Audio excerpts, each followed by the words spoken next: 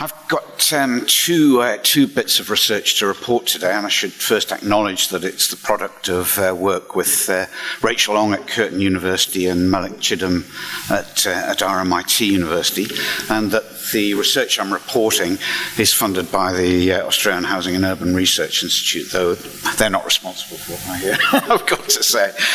Two bits of research. The first is relatively dry material, which is taking Australian Bureau of Statistics demographic projections and drawing out what the implications might be for housing assistance budgets. And by housing assistance, I mean Commonwealth rent assistance and public housing. So given the ABS projects an ageing population and, of course, population growth, what does that imply for our housing assistance budgets? It'll come as no surprise to find that there will be an upward pressure on those budgets, and I'll give you some figures shortly. The second part of the talk will be a floating of an idea called secure leases that I think is worthy of serious consideration, that as it might help improve the supply of affordable and secure housing in Australia. So let me first turn to demographic forecasts and the likely changes in the number of Australians that will become eligible for housing assistance. The time frame over which we are making these forecasts are 2011 to 2031, so a 20-year period. They're based on demographic forecasts, as I already said, from the Australian Bureau of Statistics. We've taken the middle range of their forecast. They've got a high, a middle, and a low forecast population range, population forecast. I'm going to take the middle and report results from that middle forecast. Our modelling is also based on quite conservative or cautious assumptions about prices and incomes and employment. An especially important one is that we assume that incomes will keep pace with rents and prices in general. So that's a very cautious or conservative assumption that underpins these housing assistance projections. Okay, so what do we find? We find that the number of Australians expected to be living in private rental housing over that 20-year period, we expect will increase by around 39%. And its tenure share will creep up toward 30%. And this is a general expectation. It's not actually restricted just to Australia and other high-income developed countries. There's also an expectation of a rising share of private rental housing. It means that that sector is actually going to house more people further up the income distribution than it has in the past. It also will mean that more aged people will be housed in private rental housing than in the past, many more in fact. We expect the spending on Commonwealth rent assistance over this period to increase by a little under 50% over that 20-year period. So in real terms, spending on Commonwealth rent assistance payments we expect to be 50% higher in 2031 as compared to 2011. The overall housing assistance budget, that's including public housing as well as Commonwealth rent assistance, grows more slowly at 30%. It grows more slowly because we assume that the number of households housed in public housing will not increase, will remain the same. So it helps to curb the growth in the housing assistance budget. So, in short, spending on Commonwealth rent assistance payments and public housing, spending on housing assistance is going to spiral.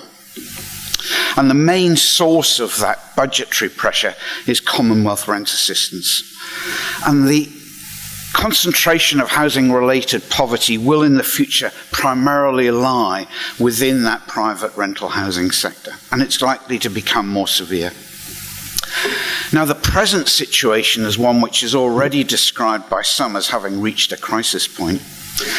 We've conducted a modelling exercise to try and put some figures to what the dimensions of that crisis in terms of the potential or latent demand for social housing. And what we've done is to model each state housing authority's income eligibility rules for public housing. And what we've done is to estimate how many households currently living within private rental housing would be eligible for public housing under those income eligibility rules. And we estimate that it's around 900,000 households who meet the income eligibility tests for public housing. Current waiting lists are around 150,000. So it gives one some idea of the dimensions of the latent demand for social housing within Australia. To emphasize the point further, of those 900,000, we reckon that there are around 650,000 who we might consider as being vulnerably housed because they have both low income and also a need for security of tenure, and a need that's not met by their current housing circumstances in private rental housing. What are those 650,000 households? Well, they're households with low income that satisfies the income eligibility rules for public housing, but they also either contain an elderly person, or a person that is disabled, or a family with dependent children. So 650,000 of the 900,000 that we regard as a latent need for social housing, around 650,000 of them are both low income, or they have a disability, or a person aged over 65, or a family with dependent children. Now, at the risk of battering you with figures, around 170,000 of them have two of those characteristics. They are either disabled and or they have a person aged 65 or over and a low income.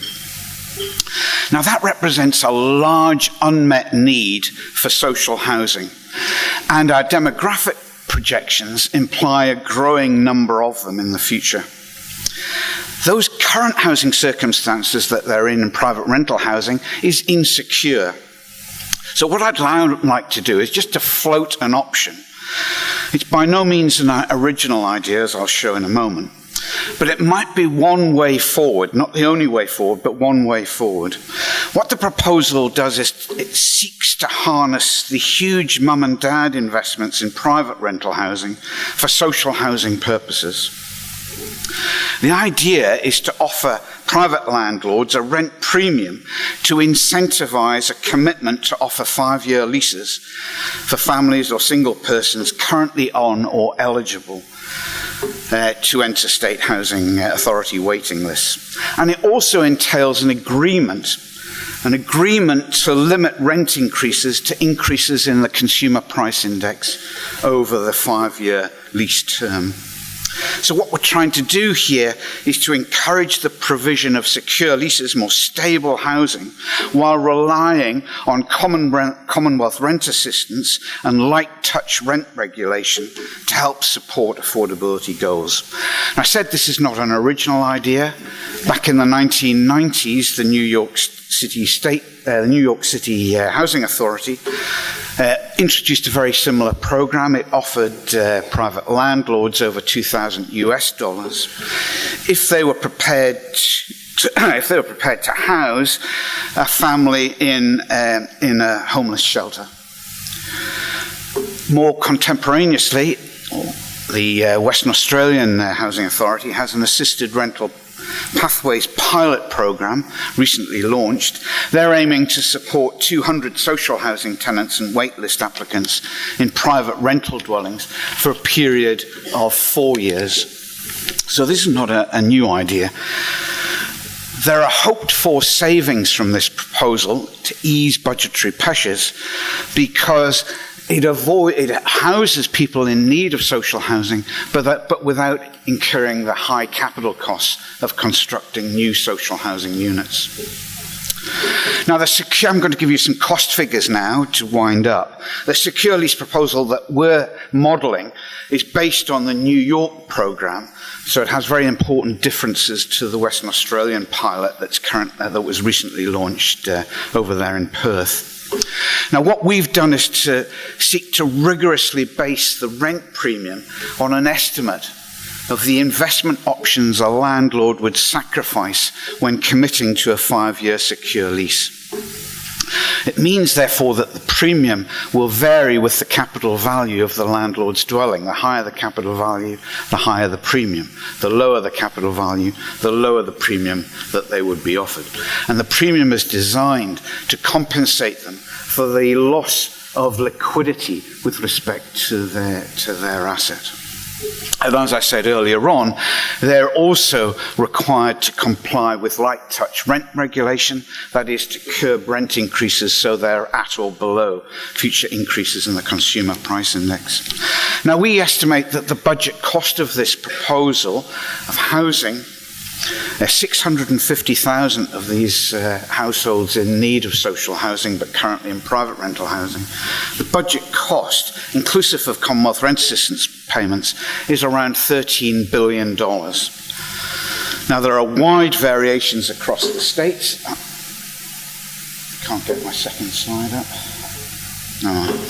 There are wide variations across the states, those states with large populations. There's much higher budgetary cost than those and low populations.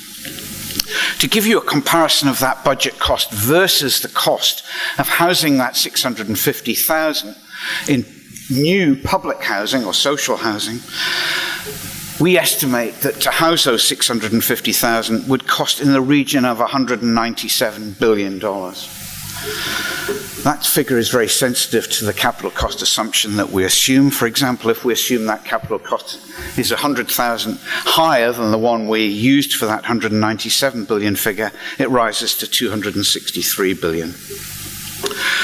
So you can see that there are potential budgetary savings here from this secure leasing proposal. A 13.4 billion budget cost is much smaller, of course, than 197 billion one. There are many caveats and qualifications that I don't have time to go through in relation to those costings, but let me mention just one. The secure leasing idea provides stable housing, but it's for 5 years. On the other hand, public housing leaves us with an asset for the life of the building. So we're not exactly comparing like with like. So let me wind up with just a few brief comments about what I've had to say. Housing affordability and insecure housing are severe problems for hundreds of thousands of Australians. These problems are likely to worsen given demographic projections, and even if incomes keep pace with prices and rents. I believe there's no one silver bullet that can resolve this important policy issue. But I believe the Australian housing system has deep-seated structural problems that need to be addressed. One of those deep-seated structural problems is a lack of social housing. And I think this is one option that deserves serious consideration.